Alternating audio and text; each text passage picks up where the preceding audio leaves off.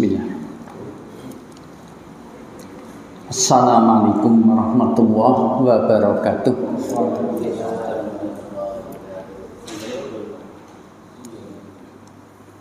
Alhamdulillahirabbil alamin. Wa bihi nasta'in ala umuri dunya waddin, wassalatu wassalamu ala asrofil anbiya'i wal mursalin wa ala alihi wa ashabihi ajma'in. Amma ba'du.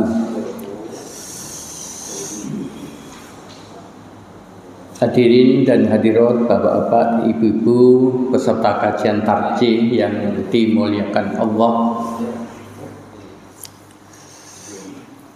Tidak lupa marilah kita bersama-sama panjatkan puji syukur kita kepada Allah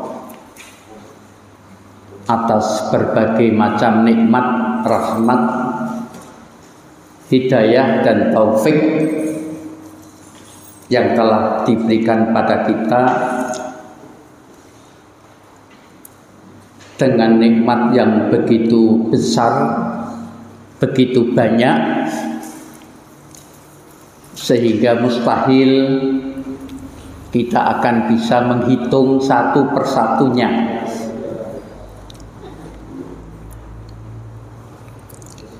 Yang tentu kita rasakan seperti saya, sebetulnya badan saya tidak begitu sehat, namun dengan kajian ini kita bisa saling bertemu satu dengan yang lain, menjadikan saya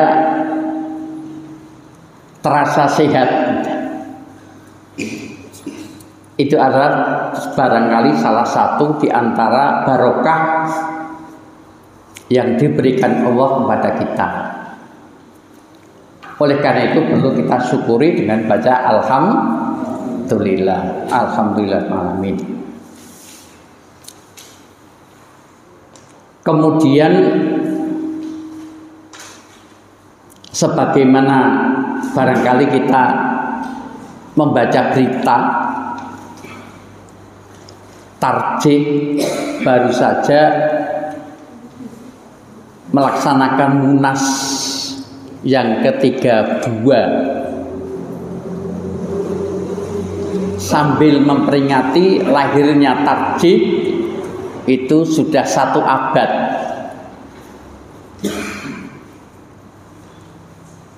Kemudian banyak yang dihasilkan, dan diantaranya yang saya baca adalah sudah ditetapkan penggunaan tanggal atau kalender Hijriyah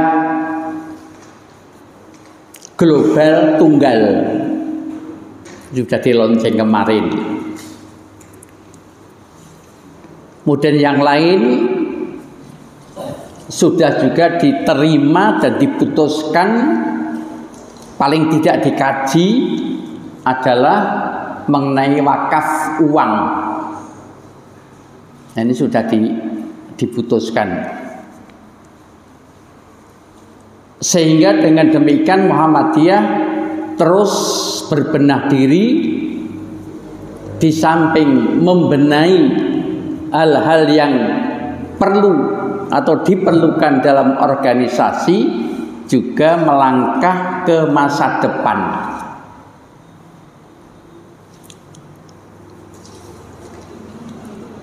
Salah satu hal yang barangkali perlu kita persiapkan, ya, sebagaimana kita ketahui dalam putusan, dalam pengumuman atau putusan tarjih atau putusan PP yang menetapkan hari awal Ramadan adalah jatuh pada tanggal 11 Maret yang akan datang. Jadi sudah tinggal berapa hari kita akan segera memasuki bulan Ramadan. Walaupun Ramadan,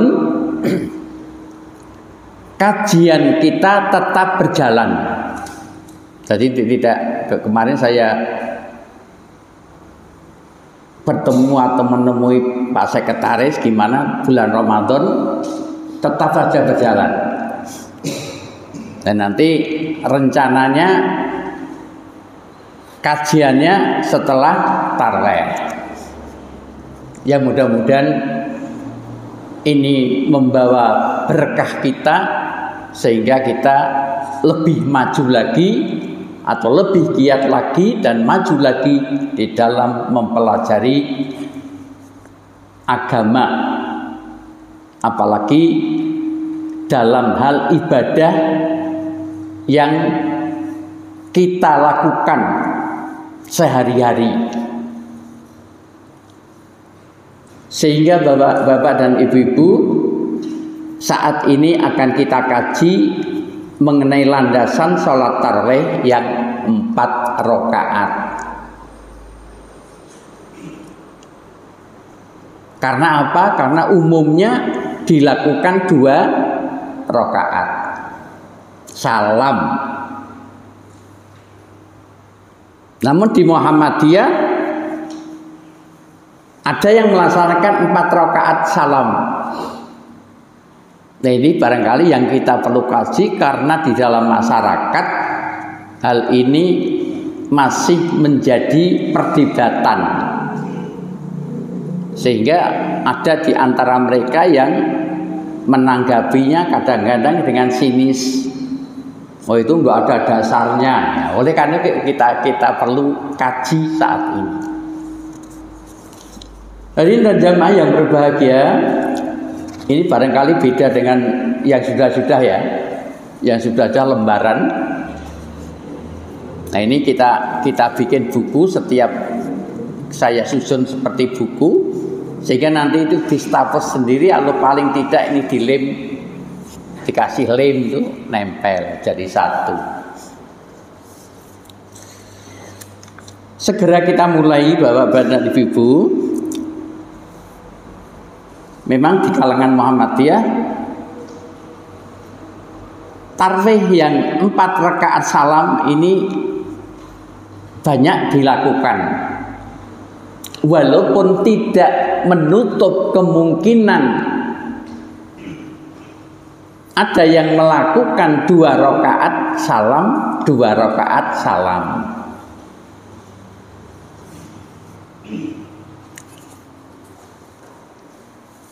Sebetulnya ini adalah merupakan jawaban dari satu pertanyaan yang masuk kepada tarjih, menanyakan tentang dasar sholat tarawih yang 4 rakaat sekali salam. Karena sebagaimana yang kita ketahui juga, kita alami, ya lebih-lebih di luar Jawa, Pak.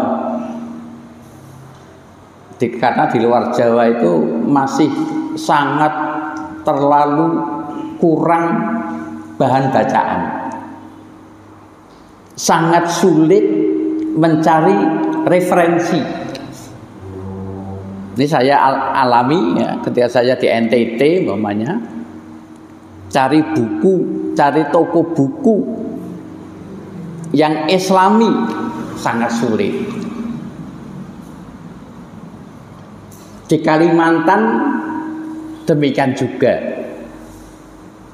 Sehingga alhamdulillah kemudian setelah saya pindah di Jogja, akan cari buku apapun ada.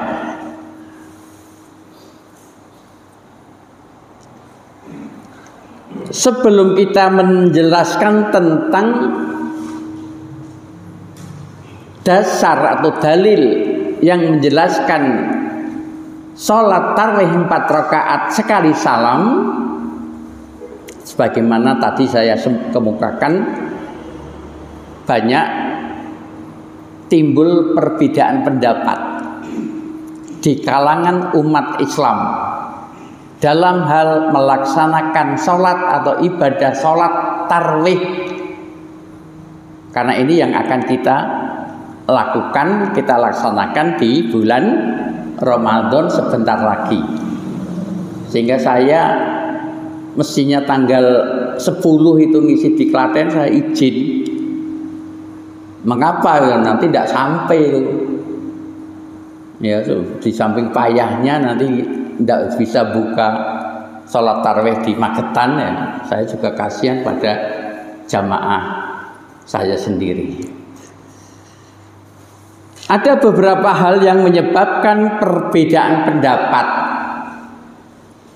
Di antaranya adalah karena dimungkinkan satu kalimat itu mempunyai banyak arti.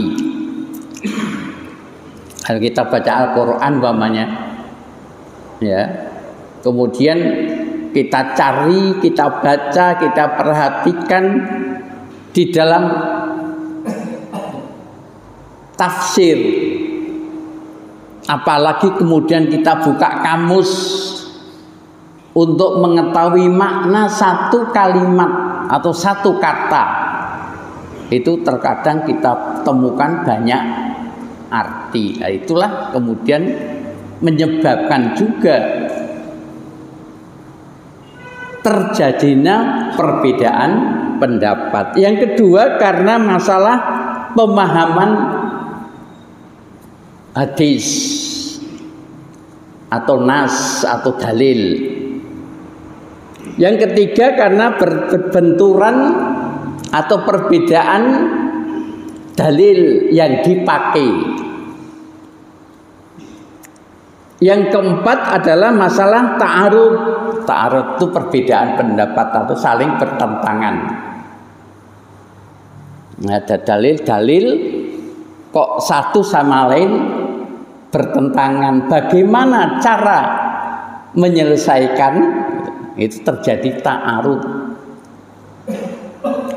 Yang keempat adalah perbedaan pandang terhadap dalil. Itu juga menyebabkan terjadinya perbedaan pendapat.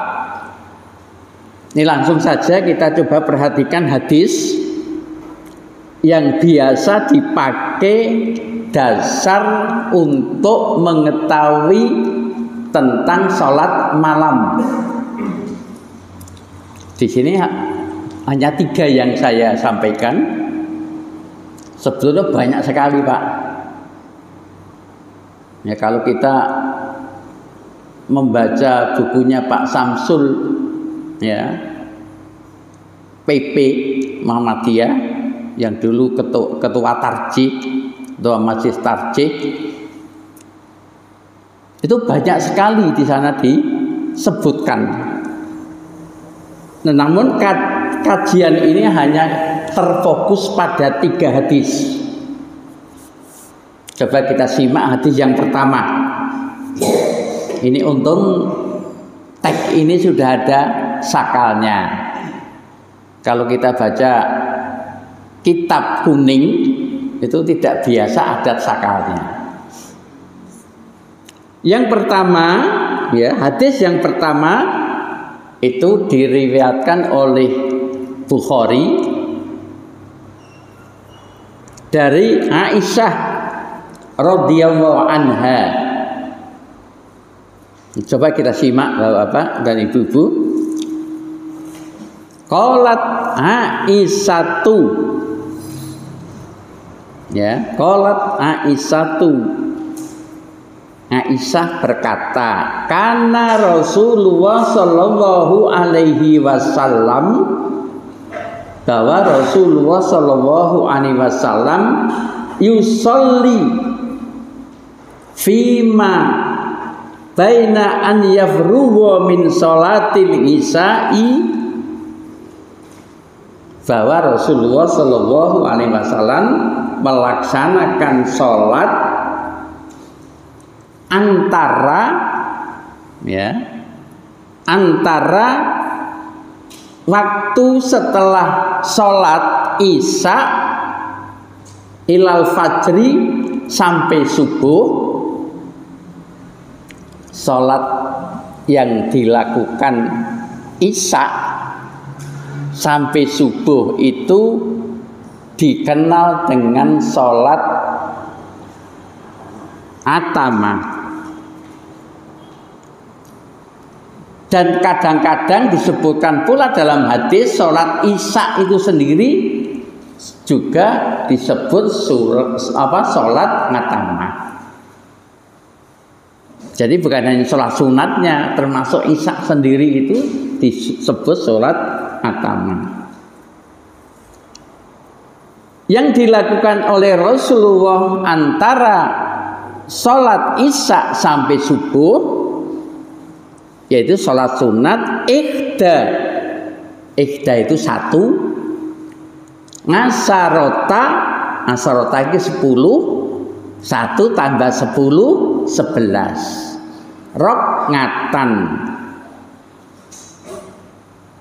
Rasulullah melaksanakan sholat malam antara isya sampai subuh itu 11 rakaat. Yusallimu ma baina kulli raqatain.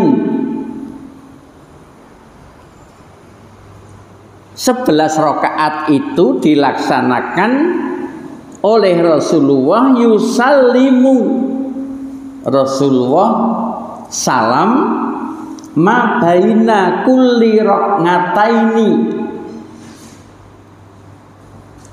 salam setiap 2 rakaat. Jadi 11 rakaat Rasulullah melaksanakan 2 rakaat salam, 2 rakaat salam.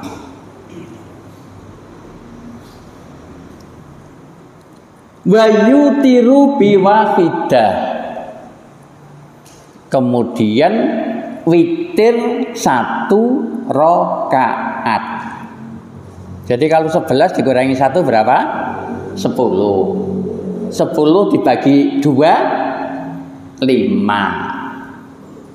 Jadi melaksanakan 2 rakaat salam, 2 rakaat salam, 2 rakaat salam, 2 rakaat salam, 2 rakaat salam, 2 rakaat kali 5. Baru kemudian witirnya 1 rakaat.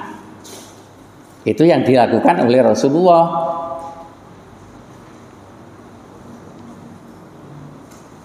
Di sini sudah dijelaskan setiap 2 rakaat salam. Lalu kita perhatikan hadis yang kedua. Hadis ini juga diriwayatkan oleh Al-Bukhari dan Muslim, juga dari Aisyah.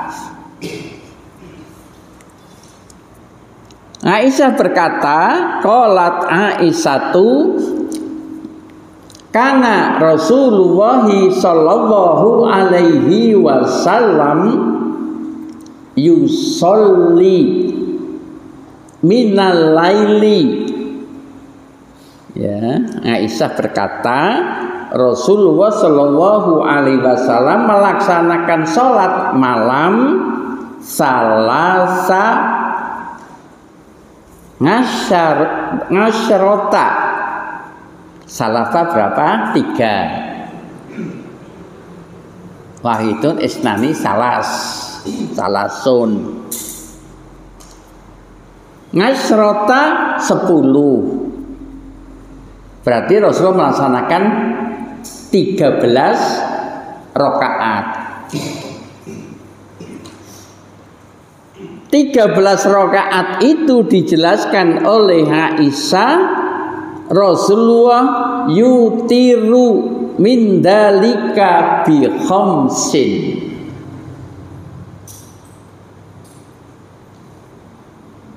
Ya, dari 13 rakaat itu Rasulullah witir 5 rakaat bi khamsin, 5. Kemudian dijelaskan wala yajlisu fi syai'in minhunna. Yang 5 rakaat itu Rasulullah sallallahu alaihi wasallam tidak duduk di antara yang 5 itu illa fi akhirihinna, kecuali yang terakhir.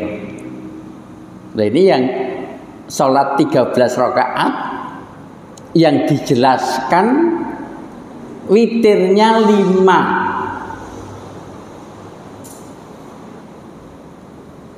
Yang 5 itu atau witir yang 5 itu Rasulullah tidak duduk kecuali pada rakaat yang terakhir. Berarti tidak ada at-tahiyat awal. Ini Bapak-bapak dan Ibu, apa kira-kira kita sudah pernah melaksanakan? Mungkin di rumah sendirian sholat witir 5 rakaat. Nah, 5 rakaat yang dilaksanakan seperti ini.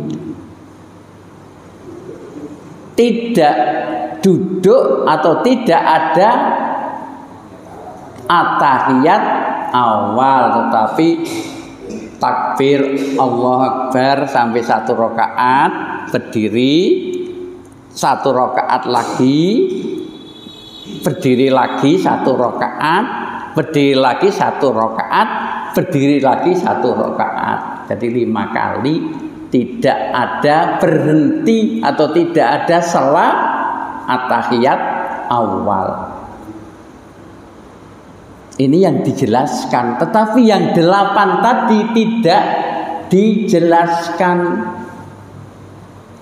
Ya, Rasulullah melaksanakan sholat malam 13 rakaat, yang dijelaskan di sini hanya witirnya 5. 5 itu Rasulullah melaksanakan tidak duduk at-tahiyat awal, tetapi terus melaksanakan 5 rakaat baru yang terakhir at-tahiyat.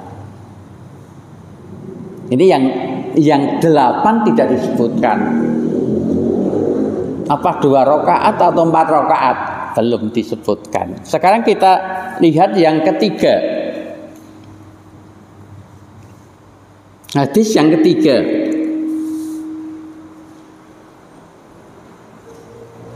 Ini juga hadis yang diriwayatkan oleh Bukhari dan Muslim, juga dari Aisyah.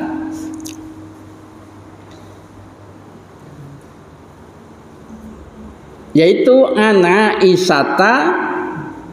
Ini barangkali kalau kita belajar bahasa Arab akan ditanyakan ini.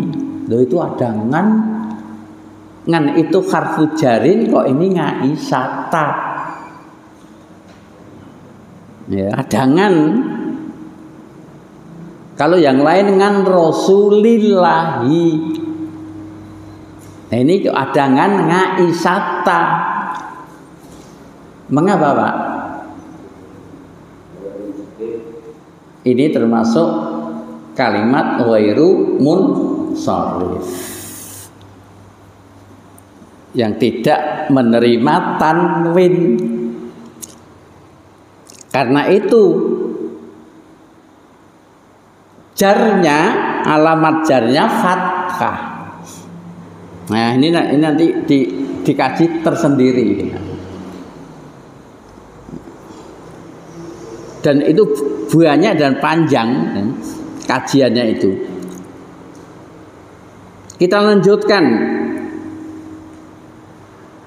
Su'ilat ngan sholati Rasulillahi sallallahu alaihi wasallam. Su'ilat itu ditanya. Ya, Aisyah ditanya tentang sholat Rasulullah sallallahu alaihi wasallam fi Ramadan, di bulan Ramadan. Kalau yang tadi, hadis yang 2 tadi tidak disebutkan di bulan Ramadan, karena itu difahami sholat malam. secara umum. Tetapi ini disebutkan fi Ramadan, di bulan Ramadan. Wala fi ghairihi, ya, dan tidak di yang lain. Ngala ikhda asarota rokatan, Rasulullah melaksanakan sholat di bulan Ramadan. Oh, saya ulangi, ada yang lewatan tadi. Qolat, kemudian Aisyah menjawab, tadi kan ditanya, Aisyah ditanya tentang sholat Rasulullah di bulan Ramadan.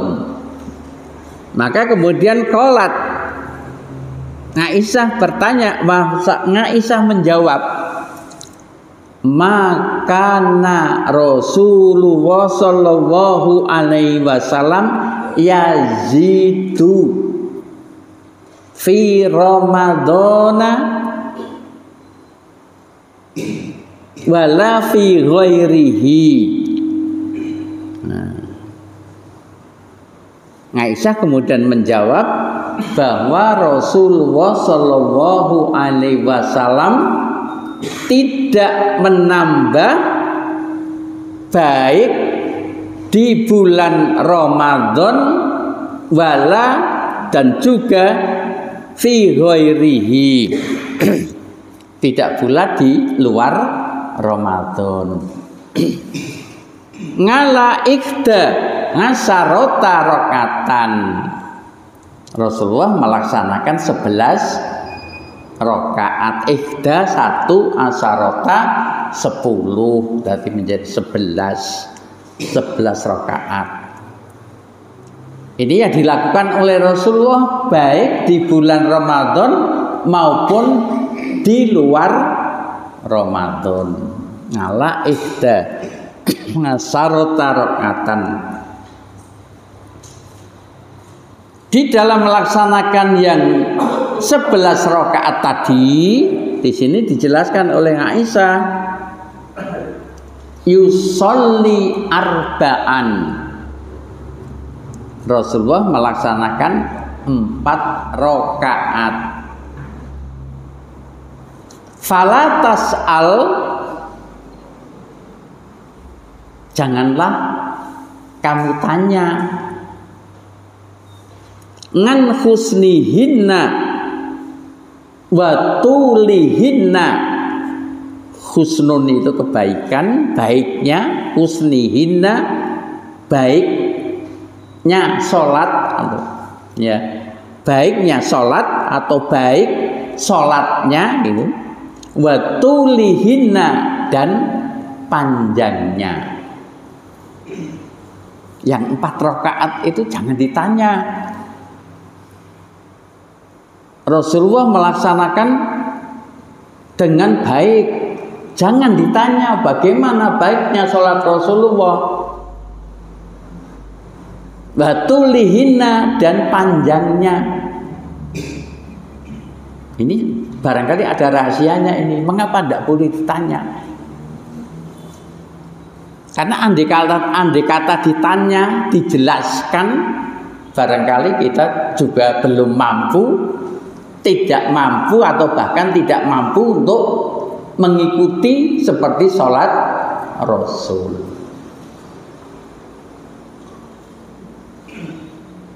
Baiknya, apa ada di antara kita yang sholat malam sampai kakinya bengkak? Belum ada barangkali. Tetapi Rasulullah sudah biasa itu sampai bengkak. Kalau yang kita baca, nah biasanya kalau sholat tarawih itu lebih cepat atau lebih panjang? Ini kenyataan ini, enggak bisa diingkari kok ya. Nah, kalau sholat tarawih itu imamnya panjang, barangkali tidak ada yang ikut makmum barangkali. Akan tapi Rasulullah melaksanakan seperti ini. Jangan engkau tanya bagaimana bagusnya sholat Rasul dan panjangnya sholat Rasul yang 4 rakaat itu. Kemudian diulangi lagi, ya, diulangi lagi. Summa yusolli arba'an, setelah 4 rakaat salam, kemudian diulangi lagi. Summa kemudian melaksanakan sholat rakaat 4 salam lagi. Diulangi lagi, fala tas'al. Ini tas'ali ada yang tasal langsung ya. Jadi abiahnya hilang. Saya baca di teks yang lain. Ada yang tasal, alif atau hamzahnya hilang atau dihilangi untuk mempermudah. Tetapi di sini lengkap fala tas'al. Karena ini asalnya sa'ala yas'alu, anta tas'alu. Ada fala, lamnya lam nahi, oleh karena itu kemudian di situ dimajzumkan fala tas'al, tidak fala tas'alu. Kalau dibaca fala tas'alu itu artinya menjadi beda. Nah, ini kalau kita belajar bahasa Arab ini hanya beda harokat, yang satu mati sukun, yang satu dhamma.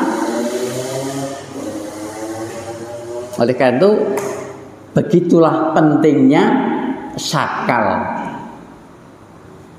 Ya, yang dimaksud adalah sakal pada akhir kalimat, huruf yang terakhir itu. Karena itu kalau di dalam bahasa Arab kalimat itu mengalami perubahan atau dimungkinkan mengalami perubahan yang seperti itu. Kadang-kadang tas'alu, kadang-kadang tas'al, ya. Demikian pula dalam hal isim. Masjid umpamanya, masjid itu bisa al-masjidu, mungkin bisa al-masjidah, mungkin bisa al-masjidi. Nah, tinggal penyebabnya apa, ya. Kedudukannya apa, i'rabnya apa, dan lain sebagainya. Ini sangat penting ketika kita belajar bahasa Arab, lebih-lebih untuk mendalami, untuk memahami Al-Quran. Ini dikaji. Kalau di Masjid Al-Khair itu saya sendiri yang menyampaikan. Namun itu tidak mesti kebagian sebulan sekali. Ini ya karena teman kita banyak, alhamdulillah kita bagi, kita urutkan. Kita kembali pada hadis tadi. Setelah 4 rakaat salam, 4 rakaat salam, kemudian yang terakhir summa yusolli salasan, kemudian melaksanakan 3 rakaat. Yang 3 rakaat sekali salam itu witir. Yang 1 rakaat salam itu witir. Nah, yang lainnya ya termasuk sholat malam atau sholat tarawih. Sedangkan sholat tarawih itu zaman Rasul belum dikenal. Istilah tarawih itu belum dikenal.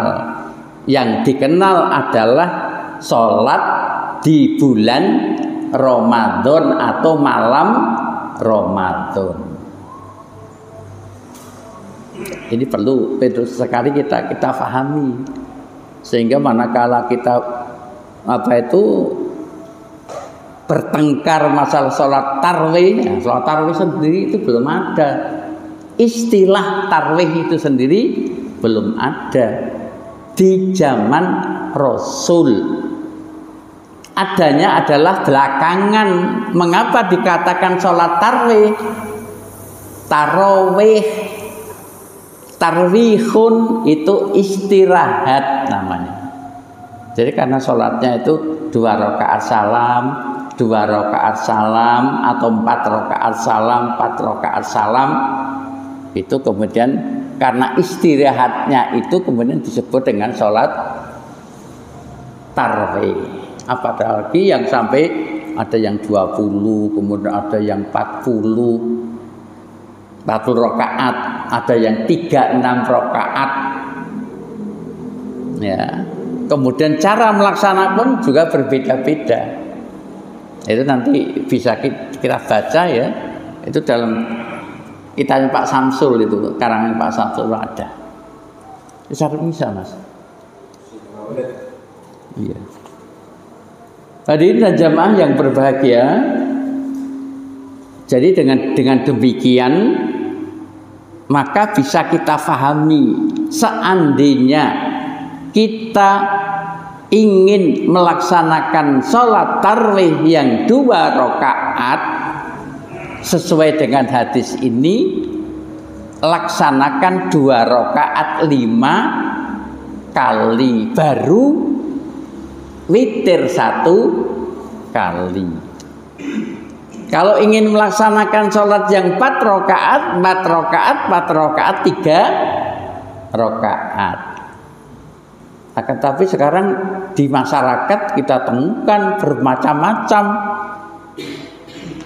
Ya betul, sebetulnya sudah ada yang melaksanakan 5 rakaat. Hanya salahnya itu kadang-kadang yang terakhir 2 rakaat yang terakhir itu dianggap sebagai bagian dari witiran itu toh.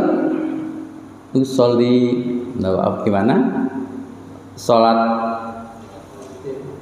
rakaatai minal witri.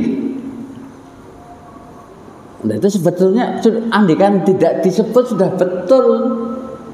Yang melaksanakan 2 rakaat, 2 rakaat, 2 rakaat, 2 rakaat, 2 rakaat, 1 rakaat itu sudah betul. Namun ada orang kemudian yang entah berpikir atau ngotak-ngatik, ya tidak tahu. Kemudian yang 3 terakhir, 2 dan 1 terakhir itu disebut witir. Padahal witir itu ganjil. Kalau witir ganjil 2 1, witirnya berapa? 1. Ya, mengapa harus disebut minal witri? Tidak tahu saya. Tidak tahu dari mana, tidak tahu saya. Nah ini Bapak dan Ibu ya. Tapi bukan berarti andai kata ada yang laksanakan 2 rakaat, 2 rakaat, 2 rakaat, 2 rakaat, kemudian witir 3 rakaat itu salah. Saya tidak menyatakan demikian. Tetapi yang harus kita pahami, kalau 2 rakaat, 2 rakaat, 2 rakaat, 2 rakaat, 3, maka witirnya 3 rakaat. Ini yang harus dipahami.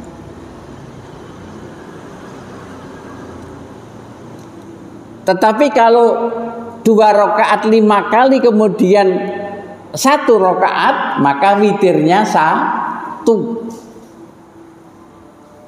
Jangan yang genep kemudian disebut minal witri. Wong sudah witir itu 3 kok kemudian malah dikasih nama minal witri, bagian dari witir. Itu barangkali itu yang juga tidak tepat.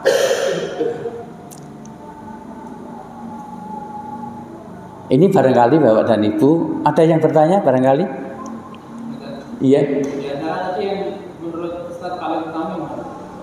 Yang paling ya sesuai dengan Hadis ini. Entah yang 2 monggo, kalau 2 ya mestinya 2 5 kali kemudian 1. Tetapi andai kata ada yang melaksanakan 4 2 ya, 2 4 kali kemudian 3, itu juga bukan berarti salah, tetapi itu tidak sesuai dengan sunnah. Letterleknya sunnah enggak sesuai. Itu sudah gabungan maksud saya. Ya, gabungan dari mana? Karena di dalam melaksanakan sholat witir itu ada bermacam-macam. Di antaranya gini, kalau sholat witir 1 rakaat, misalkan kita bangun tidur ya, biasa sholat malam badannya lumrah namanya, bangun sudah mendekati subuh, ya kita wudhu, sedapatnya hanya 1 rakaat, boleh 1 rakaat. Agak longgar bisa laksanakan 3 rakaat, ya 3 rakaat itu terus, tidak at-tahiyat awal. 5 rakaat umpamanya kita ingin witir 5 rakaat, 5 rakaat ya terus 5 rakaat seperti tadi. 7 rakaat ya, misalnya kita tidak ingin salam ya 7 rakaat itu dilaksanakan sekali, boleh. Tetapi kalau sudah 9 rakaat itu ada at-tahiyat awal pada rakaat yang ke-8. Nah, itu nanti coba kita kaji lagi. Itulah Bapak-bapak dan Ibu-ibu ya, barangkali sudah kita pahami ya. Entah terserah nanti akan laksanakan yang mana, yang 2 boleh, yang 4 boleh ya. Tapi yang harus dijaga ketika kita laksanakan sholat tarawih, monggo kita jaga tumak ninahnya. Tidak harus baca yang panjang. Kalau mau baca yang panjang ya boleh. Tetapi kalau baca yang pendek ya jangan tergesa-gesa. Ini yang harus kita jaga adalah tumak ninahnya, karena sholat itu mesti harus tumak ninah. Ya itu barangkali ya, karena sudah ngisa ya. Mudah-mudahan ini sebenarnya banyak Pak kajian seperti ini ya. Tadi saya menemukan lagi, apakah sholat yang 4 rakaat ini, 4 rakaat salam itu harus dilakukan dengan salam 2 rakaat atau at-tahiyat awal. Itu ada kajian panjang itu.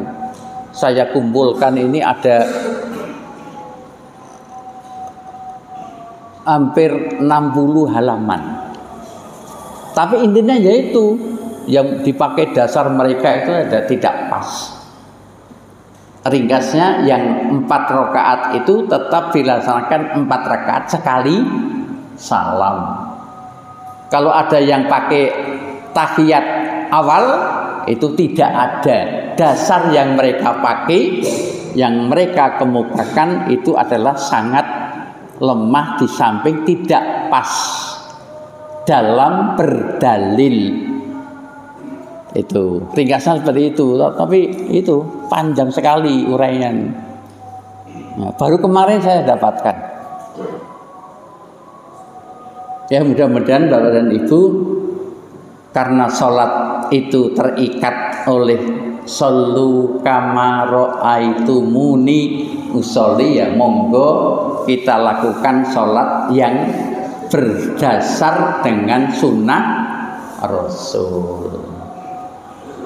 Itulah Bapak-bapak dan Ibu ya, mudah-mudahan sekali lagi paling tidak memberikan tambahan pengetahuan kita. Nah, syukur bagi nanti bisa kita laksanakan, walaupun tidak harus yang 4 rakaat, yang 2 rakaat boleh, tapi kita laksanakan sesuai yang dijelaskan oleh Aisyah tadi. ya, sehingga apa yang kita lakukan itu adalah sesuai dengan sunnah Rasulullah Shallallahu Alaihi Wasallam. Sekali lagi mudah-mudahan ada manfaatnya, dan saya akhiri dengan bacaan hamdalah alhamdulillahirabbil wa billahi taufiq wal hidayah. Assalamualaikum warahmatullahi wabarakatuh.